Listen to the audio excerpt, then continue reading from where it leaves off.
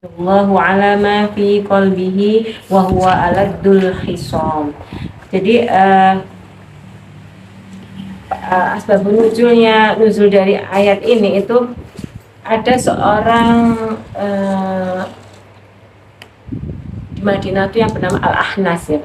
Al-Ahnas itu kalau di depan Nabi itu ngendikane apa omongan itu kayak yuk ngelem-ngelem betapa Islam ini hebat. Pokoknya ngomong itu kayak seperti dia itu adalah pengikut Nabi yang setia, pengikut Nabi yang militan. Padahal di hatinya itu dia ini adalah aladul hisom. Dia itu adalah penentang yang paling keras. Jadi di mulutnya, di lisannya itu dia ngomong, Nabi engkau pemimpin yang paling hebat, kamu pemimpin yang paling utama. Tapi hatinya, sopo gue ya. Kadang-kadang kita tuh ternyata hari ini pun ditunjukkan masih ada orang-orang seperti ini, masih ada ya orang seperti ini. Jadi di depan kita seolah-olah ngelem-ngelem, aduh, bunur niki lo dermawan, bunur niki, masya Allah, nek kare koncone niku ki eleng mau ndak. Tapi asine nang atine alhamdulillah itu. Jadi ini termasuk perbuatan munafik ya. Jadi ini menjadi muhasabah bagi kita. Jangan-jangan kita terjebak untuk melakukan itu. Jadi mukmin itu harus sama, yang di dalam hatinya, yang di dalam akalnya dan di dalam lisannya itu sama, lurus.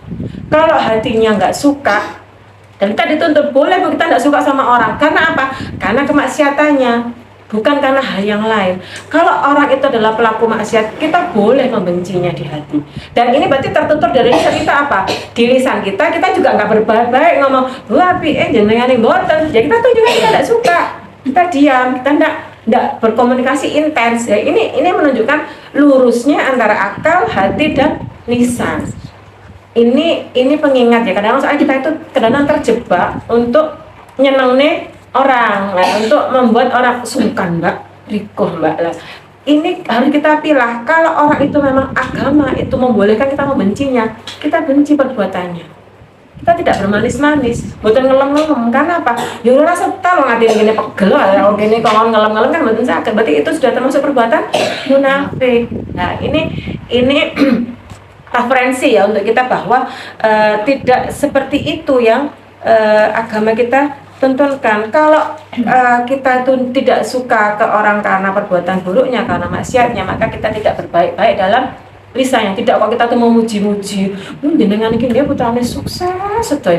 Padahal dene nang ngomong, iya oleh korupsi. Nah, itu berarti kan kita itu sajane pegel ngerti perbuatane, tapi kita karena riko kita ngelem-ngelem di depannya. Lah ini mboten pareng karena ini sudah masuk dalam perbuatan orang-orang yang munafik. Munafik ini kenapa tuh? Satu, kenapa? Ketika berbicara berdusta. Ketika dia diberi kepercayaan, diberi amanah, dia berkhianat. Dan ketika dia itu berjanji dia mengingkari. Atau ketika bersengketa, dia curang. Jadi kenapa nih kalau di rumah ini kan budaya ngelenyit nih, buatan suceng. Jadi setiap kali membuat suatu agreement atau kesepakatan dengan orang ini bleset terus belanjani apa yang sudah menjadi kesepakatan. Sesok budal bareng-bareng ya jam 10 anggo klambi kuning ngambil dewe. Berarti kan wis disepakati kita pakai seragam ben sama. Lah kok nyejel ini hati-hati, bukan kok kita menuduh munafik enggak, tapi hati-hati jadi kita tuh punya ilmu itu untuk kita pakai muhasabah diri kita, bukan untuk menilai orang lain. Jadi saya pun begitu, saya di sini menyampaikan kepada jenengan, saya punya kewajiban apa? Mengamalkan apa yang saya sampaikan. Dan jenengan punya kewajiban mengamalkan apa yang jenengan dengarkan. Sama, jadi kita punya kewajiban yang sama di hadapan Allah. Saya juga tidak boleh semau-maunya saya ngomong aja sebenting tak omong sing api-api, tapi saya tidak melakukan, tidak boleh. Karena saya punya kewajiban, apapun yang saya sampaikan saya harus mengusahakan, mengamalkannya semaksimal dengan yang bisa saya lakukan. Dan jenengan semua di sini juga begitu. dari yang apa jenengan dengarkan kemudian masuk di dalam hati dan akal itu ada kewajiban untuk mengamalkan. Ya wis ngono gak usah krunguan, Mbak. Gak usah teko, enak wis gak usah punya kewajiban untuk mengamalkan. Lah itu kaitannya dengan tadi, kalau kita tidak punya referensi, tidak punya ilmunya, bagaimana kita bisa tahu ketaatan itu seperti apa? Jangan-jangan kita sudah merasa sangat taat tapi tiba-tiba amalnya salah, amalnya tidak itibak dengan Rasulullah. Lah ini tetap salah karena apa? Besok nggak ada jawaban, saya tidak tahu. Jadi ketika dihisab tidak ada jawaban. Lah saya nggak tahu ya Allah. Lah umurku 70 tahun mau gaya apa kok ngomong karo. Lah ini makanya ada kewajiban menuntut ilmu karena ilmu itu sebagai referensi kita untuk tahu kita membangun hubungan dengan Allah itu seperti apa, kita membangun hubungan kita dengan sesama manusia seperti apa, dan kita membangun hubungan dengan diri kita sendiri itu seperti apa. Kalau tidak ada ilmu, belencu, apa belencu? Tidak jelas tempatnya. Kita memperlakukan orang lain seperti kita kepingin diperlakukan, kita bermuamalah dengan orang lain seakan diri itu tidak boleh, karena itu makanya di sini kita membahas orang-orang munafik. Jadi orang-orang munafik itu biasanya tuh ucapannya menarik. Jadi di sini ya Al-Ahnas ini juga gitu, ngomongin ke Nabi itu ngelem-ngelem, ucapannya menarik sehingga yang mendengar itu terpesona, terpengaruh dan tidak ragu-ragu dengan ucapannya. Kayak eling-eling omongannya Jurkam ini. Omongannya kayak yo kita bangun Indonesia yang baru, kita Indonesia bebas korupsi dan lain, tapi sekian puluh tahun kita tetap disadari faktanya tidak berubah gitu loh. Jadi tetap banyak korupsi, tetap juga tidak ada pembangunan, tetap juga angka-angka kemiskinan itu tidak bergeser, bahkan tambah banyak. Pendapatan rata-rata juga tidak sama, atau mungkin jomplang antara yang bisa sehari makan dengan budget 250.000 dan ada yang sehari 10.000 sudah ngoyo lah. Ini kan berarti tidak merata lah. Padahal orang-orang yang menjanjikan itu punya besok konsekuensi untuk dihisab. Nah rumah sana Jurkam baru ngomong lali kabeh. Ya manusia lupa mungkin ya. Tapi tidak ada yang lupa dengan catatan amal. Malaikat di sebelah itu sudah punya CCTV masing-masing hamba. Lah ini kemudian yang kedua itu bersumpah dengan menyebut Allah untuk menunjukkan kebenarannya seakan-akan itu dia bermaksud baik. Demi Allah Mbak, sesuk sama nek teko kok oleh duit 1 juta sak wong. Disebut-sebut namanya Allah, disebut-sebut bahwa ini benar, ini gak ngapusi disebut nama Allah untuk sesuatu hal yang tidak ada kaitannya dengan syiar agama ini. Nah ini juga hati-hati, kadang-kadang itu saya itu kalau dengerin mama muda nih kok ngelek guyon karo koncone itu gampang ngomong, oh iya ya Allah lah. Rasanya kayak enteng menyebut nama Allah untuk hal-hal yang dia belum yakin dengan kebenarannya, tapi sudah disebut nama Allah. Lah ini kan karena kita sudah tahu, maka kita mulai sekarang ngerem mana hal-hal yang boleh kita sebut nama Allah dalam janji kita dan mana hal-hal yang jangan, karena itu akan memperberat hisab kita. Yang kemudian yang ketiga adalah gigih dalam berdebat dan berhujah menghadapi lawan penentangnya. Hari ini nanti dan mungkin ke depan sampai setahun ya, kita akan disuguhi debat terbuka antara masing-masing cawapres ini nanti akan seolah-olah masing-masing adalah merasa yang paling benar, yang paling kuat hujahnya, yang paling mulia lah. Ini kalau kita punya ilmunya, insya Allah kita akan tahu sopo sing ngapusi, apakah itu bisa dipercaya, apakah kita terus-menerus menjadi orang-orang yang hanya dimanfaatkan ketika pemilu atau apa lain. Ini tuh makanya bukan kok saya ngejak apa enggak, saya hanya ingin menunjukkan bahwa kita tuh sudah cukup lama diberikan pertunjukan yang itu tidak ada faktanya, tidak ada bukti realnya. Kita hanya diberikan pertunjukan perdebatan antara 2 orang atau 3 orang yang itu seolah-olah merasa paling benar, padahal faktanya itu belum bisa dipertanggungjawabkan. Jadi dengan ini kita akhirnya bisa melihat secara punya kerangka yang utuh. Seperti apakah kita nanti harus bersikap dan mengambil sikap. Jadi tolak ukur kebajikan itu memang adalah ketakwaan kepada Allah. Tolak ukur itu cuma dikatakan orang itu baik itu adalah ketika orang itu taat kepada Allah. Berarti dia tidak berani melakukan dosa-dosa besar, tidak berani menggampangkan dosa-dosa kecil, dan tidak bergampang-gampang untuk melakukan hal-hal yang makruh.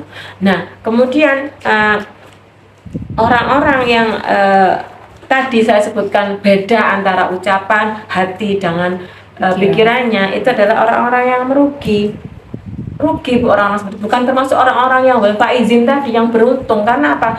Dia kelak itu akan mempertanggungjawabkan. Jadi ada Bu nanti itu rekaman hati itu ada. Jadi kan saya pernah waktu kita bahas kolbun salim itu kita bahas soal kolbun ya. Kolbun itu adalah black box. Kalau dalam pesawat itu kan, makanya kalau pesawat jatuh yang dari pertama kali itu adalah black box-nya. Untuk tahu rekaman pembicaraan, rekaman keberangkatan dan apapun yang terjadi selama di dalam pesawat. Nanti juga gitu, hati kita itu ada rekamannya. Jadi tahu nanti itu di yang hisab itu pernah batin apa nih namanya nanti itu disetel di depan kita. Karena kan hati-hati dengan bersitan hati itu karena seperti itu. Hati kita tuh disetel di depan kita. Jadi kita tuh mendengar tahu batin misui wong nang hati itu nanti diperdengarkan di hadapan kita. Lah kadang-kadang itu kita tuh ngentek no peh wong liya ora krungu atiku. Lah akhirnya nang hati batine reno. Lah kadang-kadang ke suami juga gitu. Epok-epoknya udah kopi tapi nang hati karo pegel. Sesuk kita mendengarkan apa yang pernah kita bagian di dalam hati kita. Jadi makanya jadi manusia. Tapi manusia makhluk yang paling sempurna. Betul. Dan Allah itu kan makanya menyediakan ampunan itu per hari, per pekan, per bulan, per tahun itu ada. Untuk apa? Untuk kita membersihkan ini hati kita itu. Sama seperti niki lho nggih. Niki lemari ini buku saling pasti bendera dilapi. Soalnya apa resik. Kalau jajal setahun mboten dilatih pripun ngetel kayak saya angel. Hati kita juga seperti itu Bu. Kalau kita tuh nggak rutin membersihkan hati setiap saat, setiap hari, niku lek kesuwen titik ngetel akhirnya mboten saged diresiki. Akhirnya pripun? Nah, akhirnya kayak kaca. Betul, nggak bisa buat melihat. Padahal hati itu adalah gunanya untuk melihat saja. Kita tuh tidak melihat dengan mata. Mata itu untuk melihat sesuatu yang zahir. Kita tuh mau beriman itu adalah dengan hati. Jadi ada sabda Rasulullah nggih, sesungguhnya Allah itu tidak memandang kepada tubuhmu dan juga tidak kepada bentukmu, tapi Allah hanya memandang kepada hatimu. Hadis riwayat Muslim dan Abu Hurairah. Jadi ternyata di sini tuh hati kita itu adalah arah pandang Allah melihat kita. Jadi kadang-kadang itu kita tuh menganggap sepele batin, menganggap sepele, membiarkan liar bersitan hati itu seolah-olah hati itu wis jano masih dek batin apa-apa kan wong liya gak ngerti kan Gusti Allah tak beso. Nah, Allah tuh nanti disetel, bukan Allah enggak tahu tapi nanti disetel. Bahkan kita tuh tahu bersitan hati kita mulai kita akil balik sampai kita ajal menjemput itu disetelkan semua. Makanya lama ya Yaumul Hisab itu karena gini gua sak uang atine disetel siji-siji. Mulai zaman Nabi Adam sampai nanti umat yang hidup di ketika kiamat. Jadi makanya lama.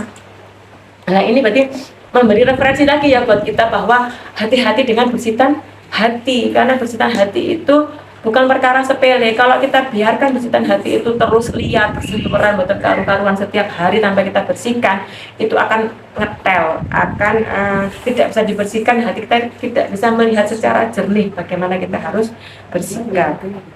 Nah, iki Mbak sampean kaya lah makane kula niki kan mau kelabar niki. Kak saya punya kewajiban mengamalkan apa yang saya sampaikan. Panjenengan sedaya punya kewajiban mengamalkan apa yang panjenengan dengarkan. Lah, itu istitoah. Jadi maksudnya semaksimalnya itu kan tidak sama. Maksimalnya setiap orang itu yang tahu hanya kita dan Allah. Sepanjang kita mengamalkan sesuatu itu menurut kita itu sudah paling pol, memang tahu dan kita juga tahu. Sama dengan sedekah itu loh Bu. Misalnya ya, seseorang penghasilannya satu bulan itu 1 juta. Setelah dipotong biaya makan dan lain-lain, itu turain, itu karek 50.000. Terus dia sedekah 25.000. Jadi kan dia itu sedekah separuh dari kekayaannya pada saat itu, nih loh. Lah ada orang yang pendapatannya itu 100 juta. Dipotong dan lain-lain, dia masih punya saving 40 punya saving 20 juta. Dia sedekah sama 25.000. Mana yang istitoah? Mana yang maksimal? Yang 1 juta kan tiga. Lah ini kan yang tahu kan masing-masing orang itu dan Allah. Orang lain tidak tahu berapa sedekahnya, berapa maksimalnya tidak tahu. Lah ini sudah menunjukkan bahwa kita yang bisa menilai seberapa maksimal amal kita itu. Bagi bagi seseorang itu tadi yang uang 25.000 ya 10.000 sangat berharga. Bagi yang pendapatannya 100 juta 10.000 niku selelit gitu, namanya selelit. Jadi memang tidak ada ajinya. Jadi makanya ini yang tahu kita sendiri. Seberapa maksimal kita itu dalam beramal itu kita yang tahu. Makanya kita tuh nggak boleh dijani orang lain karena apa? Masing-masing itu dinilai berdasarkan maksimalnya masing-masing diri kita dan itu hanya kita dan Allah yang tahu. Orang lain itu tidak tahu. Nah kita menuju ke 205. Wa idza tawalla sa'a fil ardi liyufsida fiha wa yuhlika harsa wan nasl wallahu la yuhibbul fasad kerusakan. Jadi di 205 dan apabila dia berpalingkan engkau dari engkau dari engkau dia berusaha untuk berbuat kerusakan di bumi serta merusak tanaman dan ternak sehingga kau tidak menyukai kerusakan. Di 205 ini golongan di ayat 204 itu tadi ya. Jadi golongan-golongan orang-orang yang seolah-olah omong-omongan itu ngomongnya itu kayak bener-bener omongan itu betul sama antara lisan, hati dan pikirannya. Itu setelah meninggalkan orang yang ditipunya itu biasanya itu berbuat kerusakan, membuat fitnah di mana-mana. Kemudian membuat suatu kebijakan-kebijakan yang menyengsarakan banyak orang, kemudian membuat tata aturan etika norma dalam masyarakat itu berencu itu rancu sampai akhirnya kita saksikan hari ini banyak anak-anak itu yang hamil di luar nikah, kemudian sampai ketika lahir anaknya juga dibuang seperti pernah cerita di grup niku nggih pas pulau berangkat sholat Id niku ini pulau sajane sempat mandek tapi sama polisinya dihalau ndak boleh.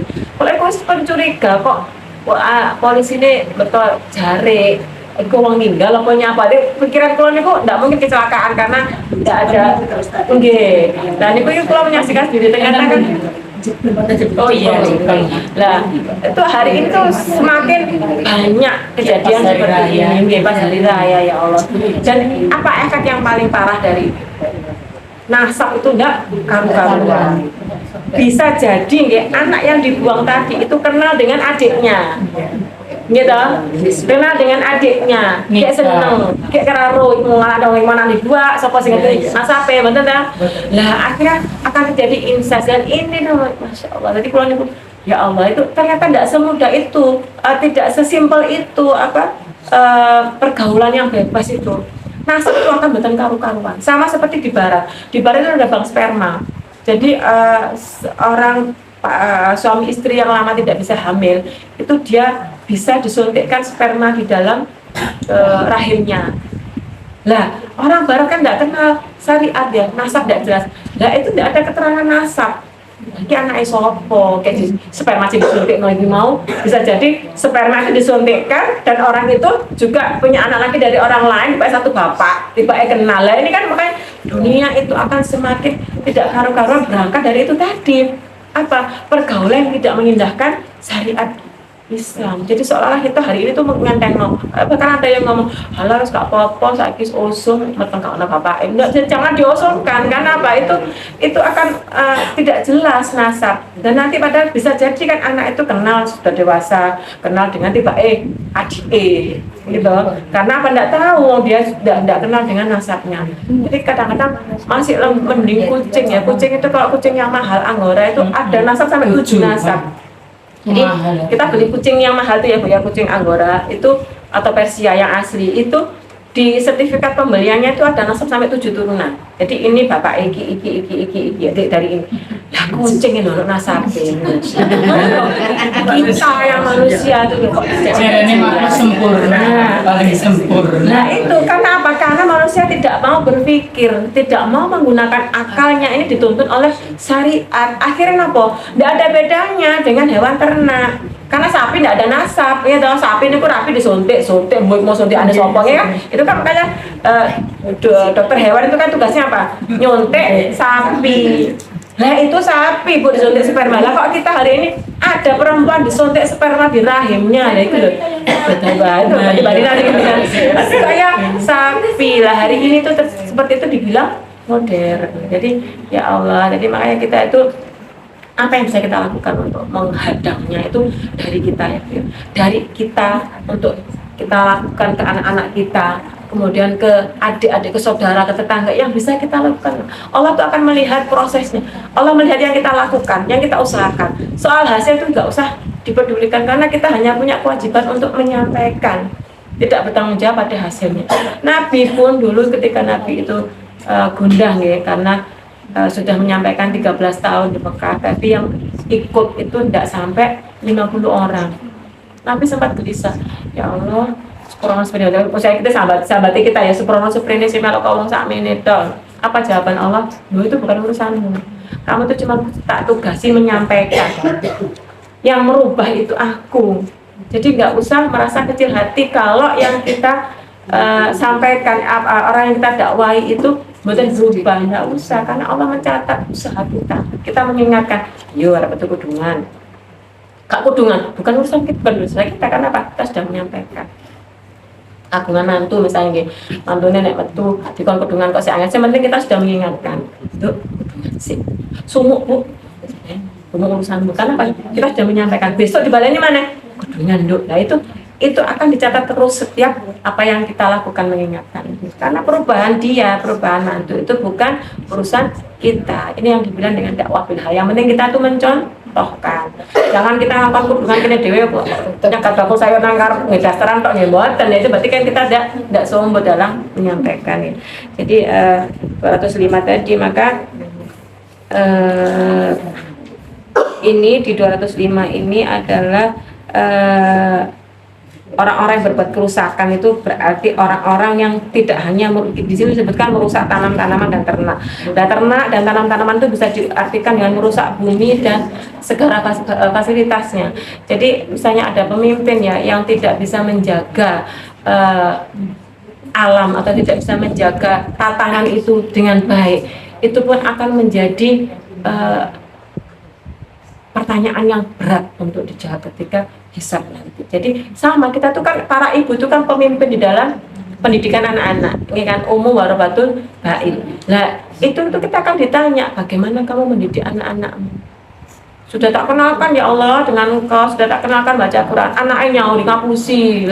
Jangan salah loh, besok itu semua bersaksi. Jadi ketika kita ditanya kita itu sudah gini, ternyata akan datang musuh kita. Jadi anak-anak itu akan mengkomplain, ngapusi aku lo gak dikenal nih ya Allah, aku lo gak diajari ngaji, aku gak dikon ngaji, aku gak dikon untuk aurat, aku gak dikon taat, aku gak tahu ilmunya. Nah, ini akan terus di dalam persidangan. Jadi nanti itu kita tuh seperti persidangan Bu, ketika yang hisab itu akan Allah hadirkan saksi-saksi. Ketika kita ngomong saya celukan nih kok bener tadi mau ngomong nah ini loh, jadi kita tuh tidak ada kesempatan untuk berbohong. Hari ini itu orang bisa berbohong, tapi tidak ketika yaumul hisab. Makanya ini harusnya jadi pengingat untuk kita lebih berhati-hati dalam segala apapun, apakah itu ucapan, apakah itu percikan hati di dalam lingkungan yang paling kecil, keluarga kita maupun dalam lingkungan masyarakat. Karena jadi kadang-kadang itu saya juga merasa pernah ya enak gitu ya, mau salah ngomongnya apa mau ngomong gitu. Seringkali itu kan kita tuh memang ya itulah karena manusia gitu, tempatnya salah dan lupa. Jadi kadang-kadang niku ki sadare wis bar muni gitu. Basa bar muni lagi kelingan iku mau Allah ngomongnya apa ngomong, tapi ternyata Allah itu maafnya itu melebihi luasnya dosa kita. Jadi Allah tidak suka pada orang yang justru merasa putus asa. Angus gak diampuni, paling aku bisa tengok celengku gak kira kan. Tidak boleh, karena apa? Allah itu menyediakan mekanisme ampunan yang berlipat-lipat. Maka kita itu wajibnya kita itu adalah apa? Menyadari kesalahan, kemudian memohon ampun dan berjanji tidak mengulang. Kalaupun kita terjatuh lagi, kita tidak boleh dengan bangga menyatakan aku lo ngapain itu sama ini, aku mau lo aku mau nangkono ngapusi, dan tidak boleh. Karena apa? Kita harus menyesal sudah melakukan dosa yang sudah kita tobati. Jadi kadang-kadang kita sudah tobat ya Allah, kalau mboten ngomeli lari-lari malih, kalau mboten madoni lari-lari malih. Tapi sebab sesuk keterucut madoni maneh karena anake dudo. Ngotak-ngotak maneh. Nah itu kita tidak kok dengan bangga karena sudah ngetak anak mboten, tapi kita memuhasabah, kemudian mentobati, ya Allah gitu, keblokong malih, kula tergelincir malih mateni lari-lari padahal kula pun matur lek badhe tobat. Jadi ini setiap hari itu kita usahakan untuk senantiasa ngobrol dengan Allah. Apa kita sudah melakukan kesalahan yang sama, yang kemarin kita sudah janji mau tobat, ngoten-ngoten tiba tergelincir ngoten malih, itu kita ucapkan, kita ngaku salah. Lah inilah jalan untuk senantiasa membersihkan hati itu seperti itu, senantiasa ngakoni salahnya kita, bukan kok merasa kita tuh sudah tidak ada kesalahan. Jadi mengakui dosa kita itu adalah mekanisme membersihkan hati kita dari noktah-noktah yang dosa tadi gitu. Nah, kemudian di 206 itu dan di antara manusia dan apabila dikatakan kepada yang bertakwalah kepada Allah, bangkitlah kesombongannya untuk berbuat dosa, maka pantaslah baginya neraka jahanam, dan sungguh jahanam itu tempat tinggal yang terburuk. Jadi ini pun kadang-kadang kita masih menjumpai hari ini. Jadi ketika orang itu diingatkan, pokoknya yang keluar, misalnya diingatkan bahwa mendatangi undangan manten itu adalah menjadi wajib ketika kita tidak ada uzur. Jadi misalnya nih, Mbak Tati mantu, kalau diundang, saya tidak ada uzur apapun, saya tidak datang, itu saya kan berdosa. Karena apa? Undangan manten itu wajib dihadiri ketika tidak ada uzur. Kecuali ada uzur kita sakit atau misalnya tidak ada kendaraan atau bagaimana, itu uzur itu kita sendiri yang tahu ya. Uzur-uzur syar'i itu kan kita sendiri yang bisa tahu maksimal apakah sakit kita itu tidak bisa menghadiri atau apa. Lah itu ketika diingatkan dulu kok gak teko, misalnya saya diingatkan buku serang Mbak Heni sesuk lho Mbak Tati mantu menjelang mboten kok mboten dugi lha ten napa lho sak asir kula aku teko apa enggak sak asir kula. Ini berarti ada orang-orang yang diingatkan itu yang bangkit itu kesombongannya, dijak ngaji. Alah aku luwes pinter, aku luwe ngajiku luwe dhisik timbang sampean lho. Sampai dia belajar ngaji aku wis katam. Nah, ini kan berarti kan yang ketika diajak melakukan ketakwaan, yang bangkit kesombongannya, bukan kok hatinya melembah. Sampean durung iso ngaji lho aku wis katam. Saya tadi dijak ngaji nyaurine ngoten lah. Berarti ini itu jadi apa ya? Jadi pengingat. Nah, sombong seperti itu jadi pengingat buat kita bahwa ya Allah, jangan-jangan kita juga kadang-kadang seperti itu. Ketika yang mengingatkan itu adalah orang-orang yang tidak punya embel-embel dunia. Misalnya saya mengingatkan itu wis bocah cilik, cek enom, anaknya tok sekolah asik TK kok ngene ibu itu. Padahal anak-anak itu jernih mikirnya. Jadi misalnya kita diingatkan, lah ibu ini jarane Bu, lek misalnya neng ngene Mbah Ti 3 hari, saiki kok tiba nang Mbah Ti 1 hari, ibu ngapusi lah. Itu kadang-kadang kita marah di sini, enggak ngerti wae kene lah. Padahal anak-anak itu lebih jujur karena mereka itu hanya melihat menghukumi dari apa yang mereka dengar dan mereka lihat. Lah kita sing kadang-kadang ruwet dadi wong tuwek niku nggih. Pikirane aneh-aneh, hal-hal yang sebenarnya itu tidak perlu dipikirkan, kadang-kadang itu bersifat hati itu macam-macam ning berarti akhirnya itu mempengaruhi kejernihan hati kita. Nah sama di 206 ini juga seperti itu. Orang-orang yang sudah rusak nih, hatinya itu sakit, itu ketika diingatkan itu mereka itu tidak tumbuh keimanannya. Jadi ketika diberikan nasihat itu agak takut kepada Allah, malah temper, malah marah. Hari ini kan banyak gitu seperti yang misalnya kita ingatkan, gak sir kudungan. Apa sak sir-sirku rambut-rambutku dhewe. Misalnya diingatkan diresum kayak ini. Nah itu ya. Kemarin saya tuh dapat quote bagus. Ketika kita itu menutup aurat dengan iman, itu tidak akan terasa gerah. Tapi kalau kita tuh menutup aurat tanpa iman, itu yang terasa tuh gerah. Betul. Kalau kita tuh menutup aurat tanpa malu, maka yang terjadi adalah malu-maluin. Kenapa? Kayak nutup aurat rambutnya tok, tapi kita tuh pelentong kabel ngoten gitu. Jadi pakai baju yang itu enggak kok menutup, tapi hanya membungkus. Jadi kayak lemper ngoten niku gitu. Hari ini banyak yang seperti itu, ngoten lah. Berarti menutup hijab, menutup aurat itu juga harus dengan malu dan iman. Karena apa? Tanpa iman kita akan sumuk. Tanpa malu kita akan menghiraukan kaidah-kaidah yang ditutup itu apa saja. Ditutupi tapi diubut-ubutno di leher. Nah, nggih, nek mboten cendek. Padahal ada kaidah, ndak harus sampai dengkul nggih mboten. Penutupnya itu adalah 3 kancing. 3 kancing. 3 kancing dari dada. Nek kula patokane kula tambah titik nutupi weteng. Jadi kalau Mboten nyaman ta. lah nggih, jadi saya tahu memang aturannya itu hanya 3 kancing dari dada. Tapi kayak kula tambahi titik nutupi perut karena nggih semakin bertambahnya usia ini ke perutnya jadi tidak estetis. ini akhirnya jadi saya enggak nyaman kalau kerudung itu terlalu pendek karena itu tadi lah. Bukannya kok harus panjang, enggak harus sampai dengkul ngoten niku mboten. Kaidahnya hanya sampai itu tadi 3 kancing dari dada. Lah, berarti kan kalau dada itu berarti harus ditutupi. Bukan kok yang penting rambutnya tok sing ditutupi, bukan kok rambutnya tok, tapi sampai dengan bawah dada. Lah ini kan kalau kita mengingatkan kadang-kadang kalau setelah dengan cara yang bagus mungkin mboten kok juting-juting, caranya yang bagus, caranya yang ma'ruf diingatkan, tapi kemudian yang bersangkutan itu tidak terima, ya sudah, itu kita sudah berlepas diri karena kita sudah menyampaikan. Jadi karena memang menyampaikan itu gampang-gampang sulit nggih, karena nggih bahkan ketika itu kepada orang-orang terdekat kita pun akan menjadi sulit. Saya itu mengingatkan ponakan saya itu baru nikah juga kemarin, saya kan ke Surabaya itu juga sama sekali menghadiri pernikahan ponakan. Itu memang teman kuliah. Yang namanya teman kuliah itu kan kalau manggil nih namanya langsung. Saya ingatkan, ya wingi kancamu kuliah, saiki bojomu, lah nyeluk ya aja jenenge Kak Patut. Lah enten jenenge iku lho tok, ya kan dikasih embel-embel. Alah ya lucu malah ntar digudu-gudu tekek dari ini. Jadi rasanya tuh dia itu memanggil suaminya itu yang memang baru 1 hari ya dengan sebutan apakah itu emas atau apa tuh, jadi ini lucu tuh dari kok pakai alal. Padahal itu kan mengingatkan si api dia gak nusu, tapi berarti kan belum bisa menerima karena menurut dia itu masih aneh memanggil temannya yang sekarang jadi suaminya dengan tambahan mas atau apa misalnya pak atau apa itu masih aneh.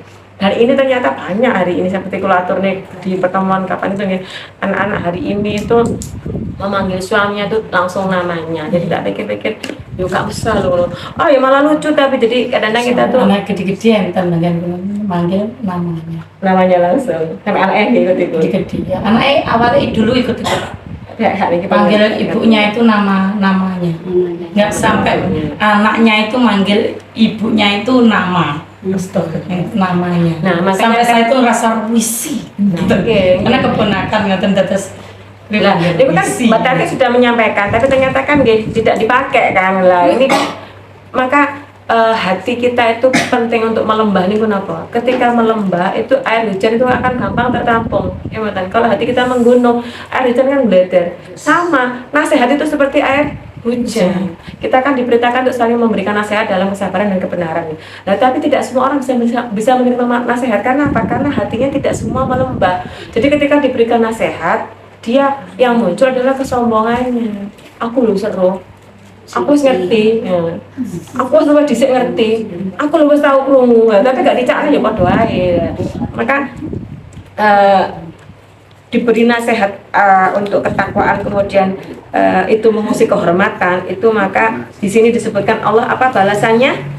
Pantaslah baginya neraka jahanam dan sungguh jahanam tempat tinggal yang terburuk. Jadi benar bayan-bayan loh Bu. Kalau kita diingatkan pada ketaatan, kemudian kita itu tidak terima atau tersenggol kehormatan kita, hati-hati, betul bayan-bayan ancamannya Allah jahanam. Jadi kadang-kadang kita nggak usah ngomong orang lain, kita sendiri loh ya. Kadang-kadang ketika kita itu diingatkan itu sih, aku lusa. Kadang-kadang kayak gitulah. Ini betul ancamannya sampai jahanam. Jadi ya Allah, jadi kalau kita itu tahu tuh akhirnya itu memang akan lebih berhati-hati karena apa? Ancaman itu jelas. Di sini ancaman untuk orang-orang yang ketika diingatkan pada ketaatan mereka tersenggol kehormatannya, Allah mengancam dengan jahanam. Nah, ini pun kadang-kadang kita mengalami nih seperti itu. Ketika diingatkan suami misalnya, Bu, ojo akeh-akeh lek ngomong kuah ngono. Stop lek madoni hub. Nyapa sampe orang jenenge malah dikandani lek adone anak suwi-suwi.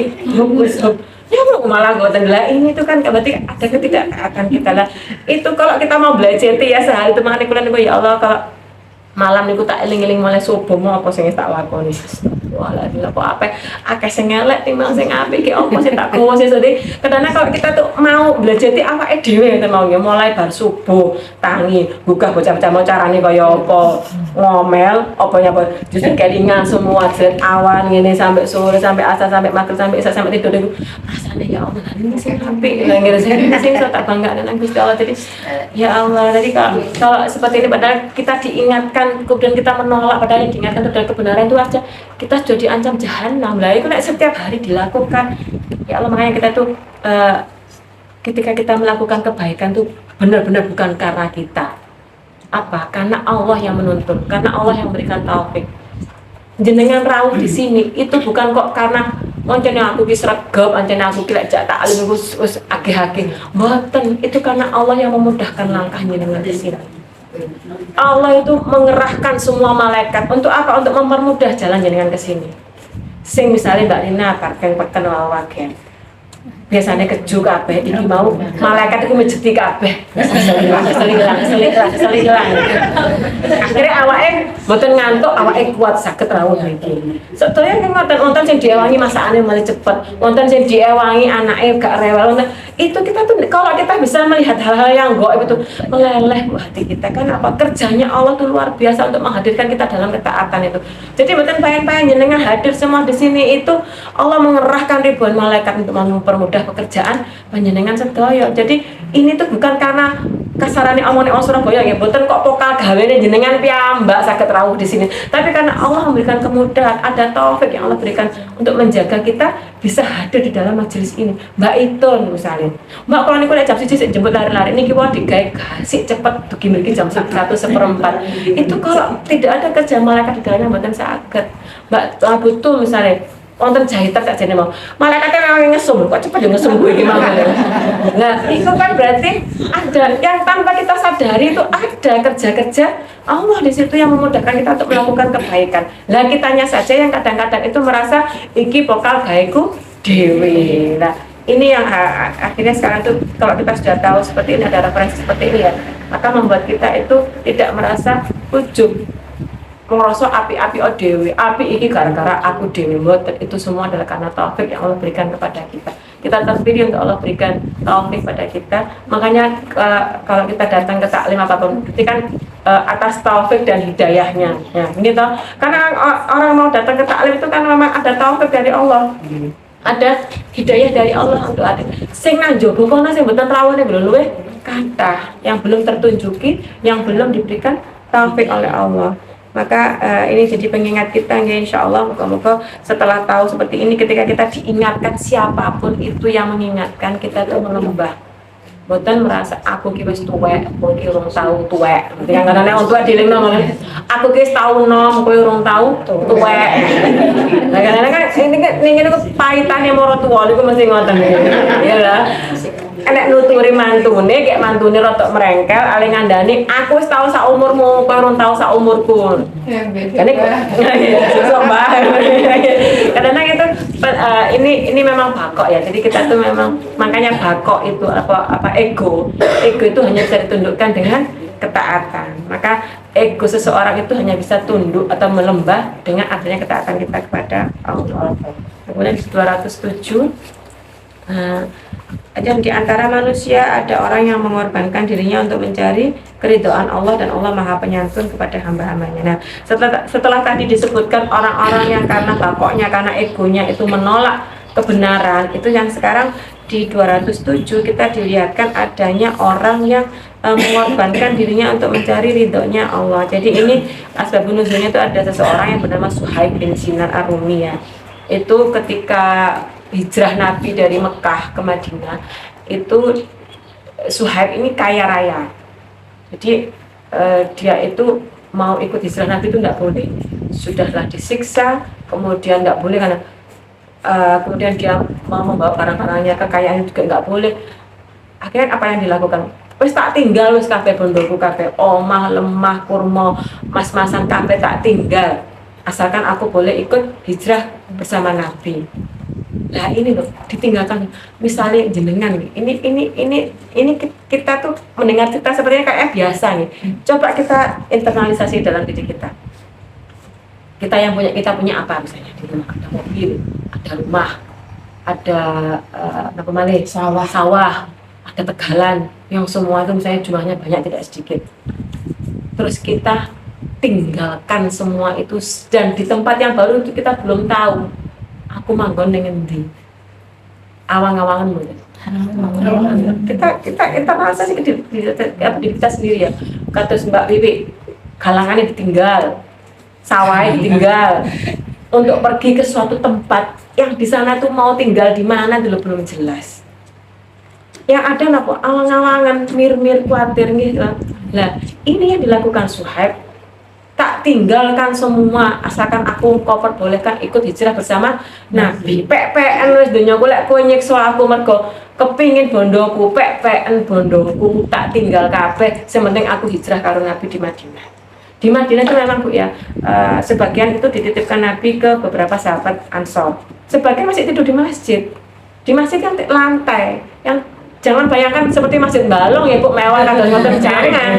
Jauh Masjid Nabawi dulu ketika Nabi mulai pertama kali membangun itu lantainya itu ya tanah. Dan itu untuk menampung para sahabat Muhajirin yang belum tertampung di rumah-rumah sahabat Ansor. Bahasanya saat ini keleleran di masjid. Padahal di Mekah itu punya kekayaan yang luar biasa, ditinggal semua untuk ikut Nabi. Makanya jangan kita tuh sembarangan, oh enak ya zamannya Nabi Muhammad, oh zaman Nabi enak kata Nabi. Belum tentu kita punya ketaatan seperti sekarang ketika kita duduk di zaman Nabi. Bayangkan itu kita ikut hijrah yang di situ belum ada tempat apapun untuk kita manggon. Nah sekarang kita bisa ngomong kayak gitu, enak ya ketemu Nabi, enak karena kita membayangkan sekarang kita punya tempat tinggal, kita punya rumah, kita punya kasur untuk tidur yang empuk, punya selimut, punya ada hidangan di rumah. Lah pada saat itu tuh belum ada jaminan sama sekali kita makan apa, kita mau tidur di mana, belum ada jaminan. Tapi karena untuk mencari keridhaan Allah di sini ya, mengorbankan dirinya untuk mencari keridhaan Allah, maka dikorbankan semua itu untuk mendapatkan ridhonya Allah, ikut Nabi, ditinggalkan. Makanya kita tuh tidak boleh enak urip nang zamane Nabi, belum tentu kita bisa seperti saat ini ketaatan kita ketika hidup di masanya Nabi. Jangan-jangan kita ikut jadi pengikutnya Abu Jahal ketika hidup di zaman Nabi. Jangan-jangan kita jadi orang-orang perempuan-perempuan yang ikut melempari batu Nabi ketika di Taif gitu. Karena apa? Karena itu semua bisa dilogika pada saat itu tidak ada janjian kemapanan apapun yang dijanjikan Nabi selain janji surga.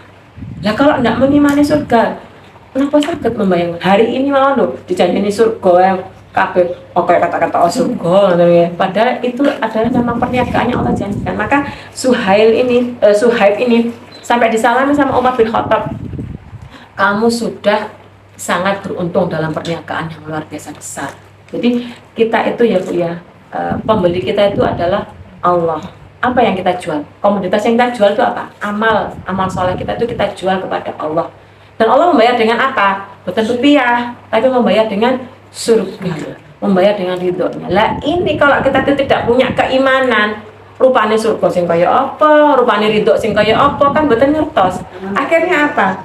Akhirnya tidak punya cita-cita dalam beramal. Amal sak kenee, sak lumraya lah, bature ngono ya tak melok ngono. Bature bature kudungan ya tak melok kudungan ya wis. Bature sedekah piro bisa dibiro amplop. 20, ya wis 20 ae padahal enggak sama kemampuannya masing-masing. Lah, ini kan karena apa? Karena tidak ada keimanan, maka tidak ada maksimal, tidak ada totalitas dalam amal. Totalitas dalam amal itu terwujud kalau kita punya ilmunya dan punya keimanan. Itu dua hal yang menjadi variabel wajib untuk kita bisa totalitas dalam beramal. Nah, maka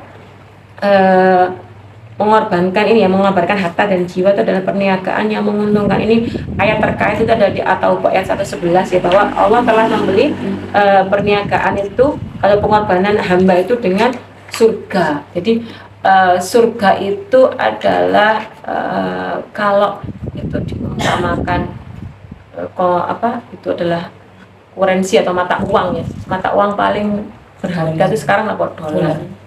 Jadi kalau $1 itu adalah 17.000, maka kan orang itu harusnya logikanya berbondong-bondong mengumpulkan dolar. Lah itu kenapa kalau kita sudah tahu surga itu mata uang yang lebih dari dolar, tapi kita tidak mengumpulkan untuk pundi-pundi di surga?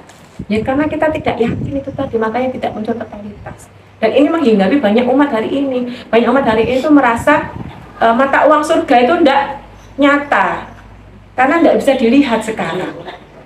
Mboten ketok kan surga niku, mboten ketok kan kemudahan dari Allah. Ridhonya Allah kan juga tidak kelihatan. Hak apane Mbak Ipo lho, buktine alim koyo ngono ya uripe sorot terus anake kate sekolah gak iso, sing bojone ya bendina sepeda motor ya elek. Kadang-kadang orang itu menilai dari apa yang terlihat. Seolah-olah itu keimanan berbanding lurus dengan kekayaan, padahal mboten. Karena nanti kalau kita tadi berada dibagi ya, yang saya ketika jadi host tadi pagi itu disebutkan kelak di surga itu para wanita itu menggunakan gelang-gelang perhiasan dari emas dan mutiara-mutiara zamrud yang terkalung di tangannya. Berarti nopo? Mas-masan niku perhiasane wong surga lho, Bu. Jenengan nanti aja ngerembel sakniki niku durung wayahe ngono. Wayahe perhiasan itu dipakai sebagai penghuni surga. Lah hari ini kalau ndelok manten sampai tekan sikut digo kabeh, kalunge dawa dekek nang jabane kodhong. Kadang-kadang kalau niku lek pengin ndelok nang mantenan niku, oh kayak ngene modele wong ngene. Dadi kalung itu ditaruh di luar kerudung. Kudunge diupel-upelne. Langit kalungnya ditekek jopo, bandulnya godi. Nah, ada lagi kupingnya ditokno, ben iso dikei gondel, uwageng tong mriki. Terus setelah gelangnya kiwa tengen, cincinnya niku nggih paling mboten 3 jarinya itu ada cincinnya yang besar. Sampe nek njupuk sop niku ngeten njupuk sop. Tapi nek ngene. Lah, ternyata di Al-Hajj ayat 24 kalau tidak salah, 23 apa itu kelak para wanita di surga itu memakai perhiasan dan mutiara. Jadi sing sakniki niku dereng ngagem, mboten usah kuwatir, asal jenengan taat, dicepaki, arep gawe gelang mulai tekan pojokan niki sampai lengan niku saged. Napa malih arep ndamel gondel sak rotone kuping nggih saged. Jadi itu adalah memang perhiasan penduduk surga. Ndak usah maksa sekarang, kalau memang belum bisa ya ndak usah beli. Kalau memang belum diberikan kemampuan, ndak usah ngoyo sampai harus berhutang ben delok tanggane lho Pak, nek delok manten gelangin drebel. Yo ben ngono. Karena apa? Kita tuh sekarang tuh sering kali butuh tuh disawang orang lain itu wah, tapi kita tidak peduli di pandang Allah itu seperti apa. Jadi kita tuh sering iri ke orang lain ketika orang lain itu sukses secara duniawi. Tapi kita tidak pernah iri pada kesolehan orang lain. Lek ndelok anake bodo mulai nggo mobil kabeh, bocah kabeh anake nggo mobil jejer sampai parkiran gak cukup, bangga. Bah anake iku mau kelakuane kaya apa, golek duit cara apa, ndak peduli. Lah ini kan berarti kita itu lebih bangga disawang makhluk daripada disawang Allah. Lah ini tuh jadi pengingat kita ya, untuk mengingatkan terus ke anak-anak kita bahwa tujuan kita itu adalah surga. Soal jam keberangkatan itu ndak tahu, apakah orang tua dulu, apakah anak-anak dulu, itu tidak ada yang tahu. Makanya harus dipastikan destinasi itu sama, adalah surga. Kemudian kita ke ayat 208. Wahai orang yang beriman, masuklah ke dalam Islam, yakni ya bisilmi kafah, wala tattabi'u khutuwatis syaitan. Maka dan janganlah kalian mengikuti langkah-langkah setan. Jadi sudah jelas ya Bu di sini bahwa yang dinamakan orang-orang beriman itu diperintahkan untuk masuk ke dalam Islam itu secara keseluruhan. Belum. Waktu niku lek belum berarti kan nyelup blung gitu, nyemplung, buatan kok anggang-anggang dicelup-celup kan buatan. Lah ini tuh Allah memerintahkan kita untuk kafah. Kafah itu seperti apa? Nggih, blung wae. Tidak ada yang dipilih, tidak ada yang dipilah. Buatan kok posone Ramadan dilakoni. Salatnya mboten hari wa salatnya mboten. Auratnya tidak ditutup. Itu namanya memilih. Itu namanya belum kafah. Atau mungkin misalnya berkerudung tapi masih melakukan dosa besar yang lain, misalnya yang sewu, zina atau mungkin riba. Lah ini tuh harus kita maksimalkan untuk bisa sekafah mungkin. Dan janganlah kalian mengikuti langkah-langkah setan, karena ia musuh yang nyata bagimu. Jadi ada memang strategi-strategi setan ya Bu ya. Kita itu kadang-kadang merasa sudah banyak melakukan amal, wis bendina tahajud, wis bendina duha, wis posone Senin Kemis, malah kadang-kadang daud, tapi kok masih sering rasanya itu dibolak-balikkan hati ini tuh untuk belum yakin. Nah ternyata kayak memang setan itu punya target sasaran. Jadi setan itu menginginkan pada dasarnya semua manusia itu tidak beragama. Jadi kesyirikan, kekufuran itu adalah target setan untuk membuat manusia itu tidak punya agama. Kemudian yang kedua, melakukan dosa-dosa besar terus menerus. Nah yang kemudian yang ketiga itu meremehkan dosa kecil, dan yang keempat mengutamakan yang mubah dan dia mengabaikan amal yang utama. Jadi ini loh Bu, setan itu jebakannya tuh banyak. Jebakannya itu membuat kita itu meremehkan larangan-larangan Allah. Dosa-dosa besar itu kan larangan, dosa-dosa kecil itu juga larangan. Nah, tapi dosa besar itu ketika kita bisa menjaganya untuk tidak melakukan, Allah janjikan Allah akan ampuni dosa-dosa kecil kita. Nah, godaan setan itu adalah membuat kita itu gampang untuk melakukan dosa kecil. Rumongso boleh istighfar diampuni, boleh istighfar diampuni. Padahal itu ketika kita meremehkan yang kecil, itu akan membuka pintu bagi yang besar.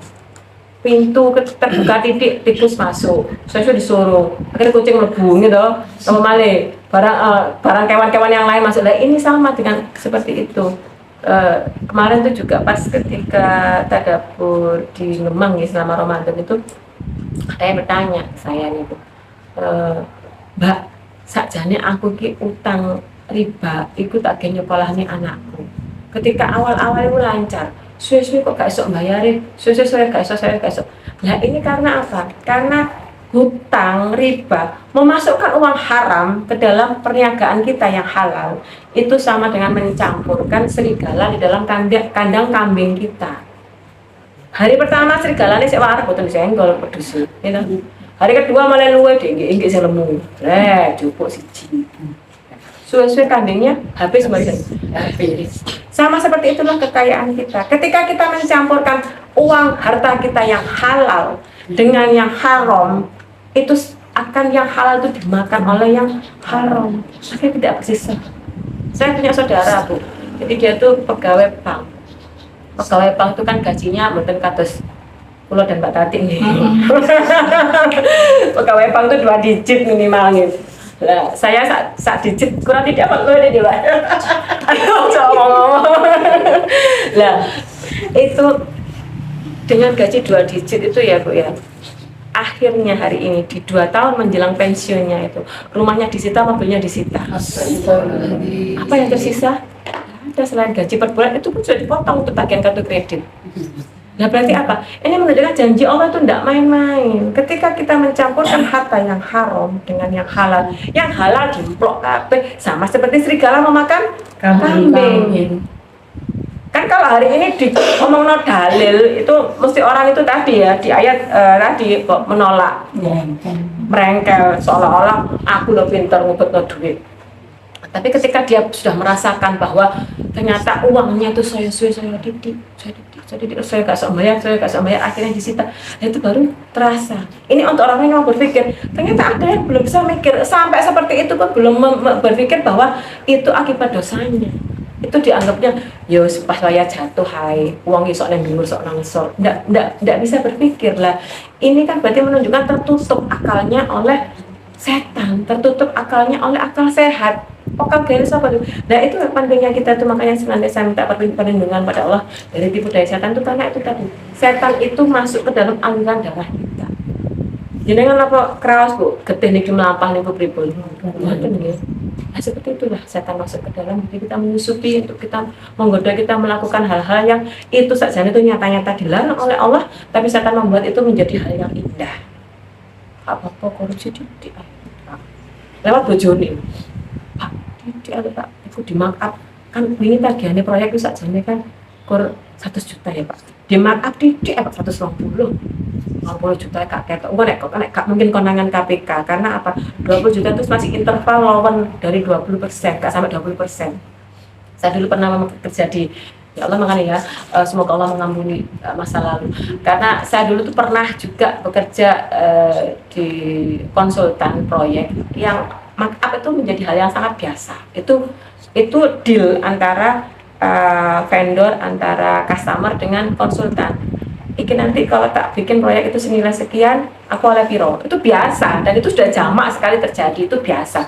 Dan itu sudah kode yang tidak diucapkan untuk itu ada dalam perniagaan di antara konsultan itu. Jadi dalam proyek-proyek seperti itu adalah hal yang biasa. Nah, padahal itu dilarang. Itu sama dengan mencampurkan harta yang haram dengan yang halal. Maka yang kita lakukan sekarang apa?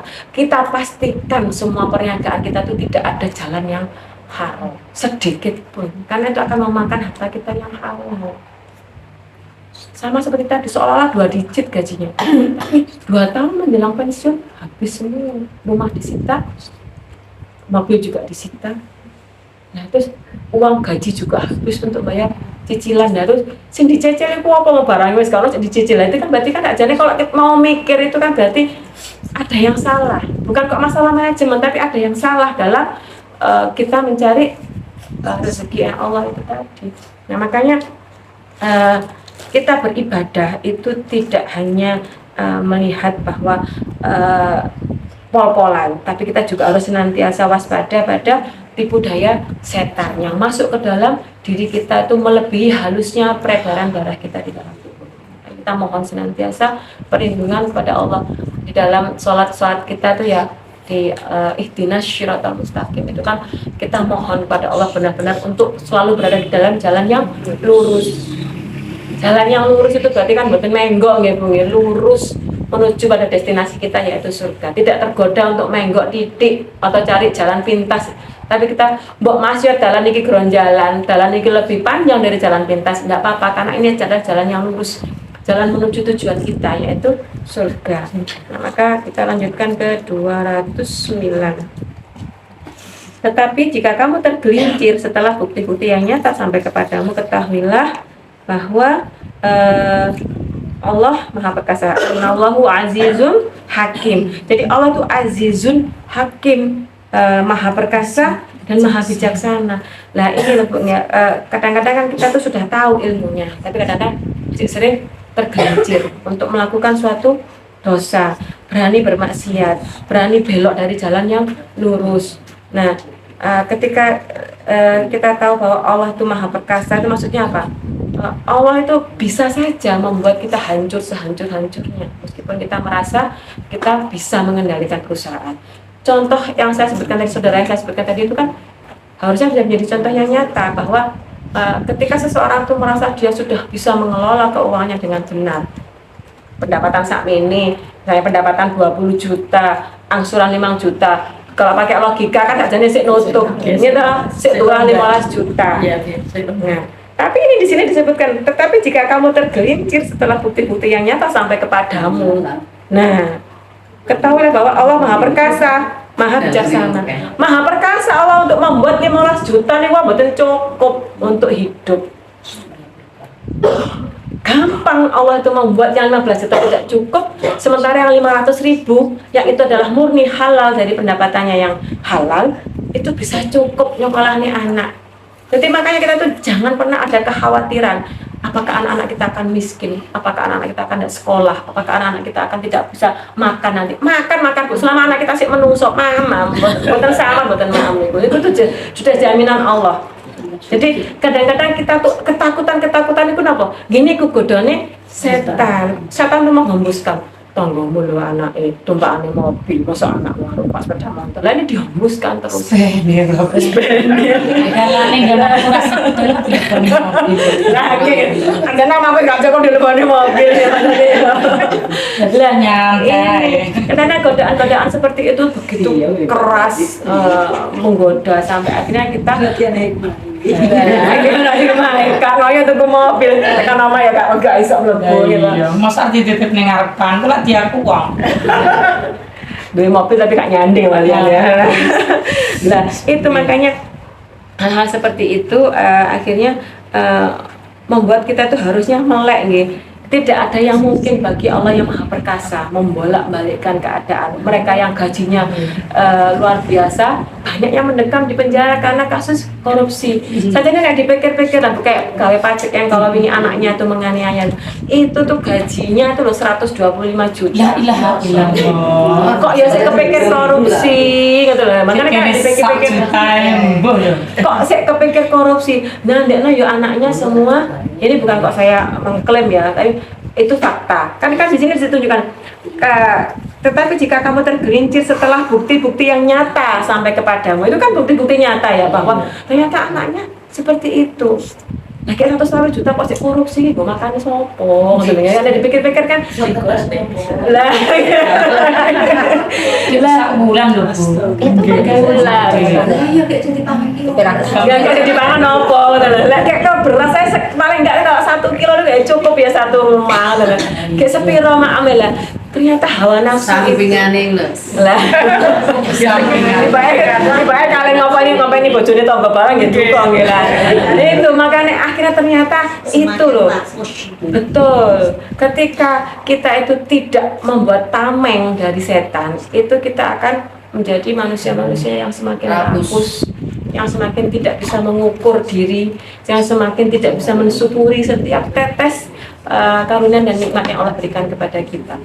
Jadi makanya nih Bu, ketika kita tuh mengeluarkan sedekah itu istitoah semaksimal kita, niku plong Bu di hati niku rasanya. Nah, tapi kalau kita mengeluarkan sedekah karena hati gerenjel, pasti itu ada yang salah dengan niat ataupun dengan uang yang kita keluarkan. Jangan-jangan ada uang yang nggak benar di dalam hati kita. Makanya ketika kita tuh berat melakukan kebaikan, segera istighfar. Karena apa? Ada tipu daya setan di situ. Ketika kita mau nyumbang saudara yang misalnya itu membutuhkan, kemudian kita, tapi loh, kelamin-kelaminannya apik, ya gak tau sambat, ya masa ngetek kita nyumbang tadi orang lain sambat, enggak. Jadi kita yang harus peka, bukan menunggu sampai saudara itu sambat baru kita membantu. Enggak, kita yang harus peka. Kata kira-kira, iku mestine gak suwi, gak ono gawean, gak nyambut gawe, ojo-ojo dek gak oleh orderan, misalnya kuli batu atau tukang kok suwi nang ngomong apa gak oleh proyekan. Nanti kita yang harus tanggap sebagai saudara, yang tidak usah nunggu sampai dia utang beras gitu. Tapi kita yang peka bahwa kok pirang-pirang dino iki kok gak nyambut gawe apa gak oleh proyekan. Nah, itu yang harus kita pupuk di dalam hati kita, kepekaan ini. Nah, karena ini tuh menunjukkan apa? Menunjukkan kita tidak tergelincir dengan karunia yang Allah berikan kepada kita. Karunia yang Allah berikan kepada kita itu ada titipan untuk kerabat-kerabat kita, ada hak-hak orang lain di dalam karunia kepada diri kita itu. Jadi bukan kok itu baik kene kabeh, tapi ada hak yang lain juga di dalam harta kita. Akhiran sudah tanggal pas 210 ya. Tidak ada yang mereka tunggu-tunggu kecuali datangnya azab Allah bersama malaikat dalam naungan awan, sedangkan perkara mereka telah diputuskan dan kepada Allah lah segala perkara dikembalikan. Ini makanya ya Bu ya, kita tuh harus bersegera untuk melakukan taubatan nasuha, berjanji untuk tidak mengulangi semua yang kesalahan yang sudah kita lakukan di masa lampau, dan kita terus mencari ilmunya untuk apa? Untuk kita tahu tipu daya setan itu seperti apa saja yang selama ini tidak kita ketahui. Karena di sini disebutkan mereka-mereka yang melakukan itu tadi ya, tergelincir setelah bukti-bukti nyata sampai kepada mereka, itu hanyalah seperti menunggu azabnya Allah. Jadi seperti tadi saya sebutkan, bukan gaji besar yang mencukupi kita, tapi yang mencukupi kita itu adalah Allah. Rezeki itu Allah taruh di langit, karena di bumi itu kita saling suan, saling berhimpitan dengan orang lain. Bukan di bumi ini tuh kita tuh bukan untuk mencari rezeki. Di bumi itu kita tuh mencari amaliyah agar Allah berkenan menurunkan rezekinya di langit kepada kita. Menapa wonten wong rebutan delok bulan? Betul kan? Cok ana nanti Allah delok bulan. Cok ana delok bulan mboten kan? Karena langit itu luas. Begitu juga rezekinya Allah. Makanya Allah taruh rezeki itu di langit, bukan di bumi. Karena Allah tahu di bumi itu manusia akan berhimpit-himpitan rebutan. Teng gemane kok wonten sing sampai rebutan banyu teng gemane kok ngileni sawah, rebutan banyu sampai nggo pacul kabeh. Jadi ini kan menunjukkan bahwa di bumi itu orang akan berebut, tapi tidak dengan langit. Tidak ada orang rebutan delok bintang yang nyikut koncone mboten wonten. Karena apa? Karena langit itu begitu luasnya. Maka inilah keyakinan yang harus kita pupuk di dalam hati bahwa rezeki Allah itu seluas langit. Seluas kita melihat bintang itu tidak perlu nyikut koncone. Kalau di bumi kita pasti akan sikut-sikutan. Mbak Rina, bakule sing kono rame. Mbak Rina ketis goreng kepayon, mesti degel. Ayo orang.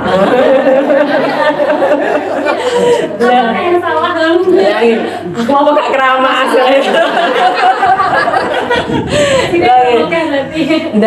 Nah, itulah kalau kita membuat logika bumi, kita gunakan logika langit. Tidak ada orang rebutan lihat bintang, tidak ada orang rebutan lihat bulan, karena bulan bisa disaksikan semua arah dari sudut manapun. Dan rezeki Allah taruh di langit, maka kepastian ini akan membuat hati kita tentram dan tidak mudah tergelincir oleh bujuk rayu setan. Insya Allah ibu-ibu, kita kembali ke tadi kewajiban masing-masing. Kewajiban saya adalah mengamalkan apa yang saya sampaikan, dan menjadi kewajiban jenengan untuk mengamalkan apa yang sudah jenengan dengar. Semoga Allah mudahkan, semoga Allah limpah ruahkan kepada kita kesanggupan mengamalkan apa-apa yang sudah kita sampaikan dan apa-apa yang sudah kita dengarkan. Akhiran, mari kita apa tadi? Doa dipimpin Mbak Tati, maka kafaratul majelis dengan saya.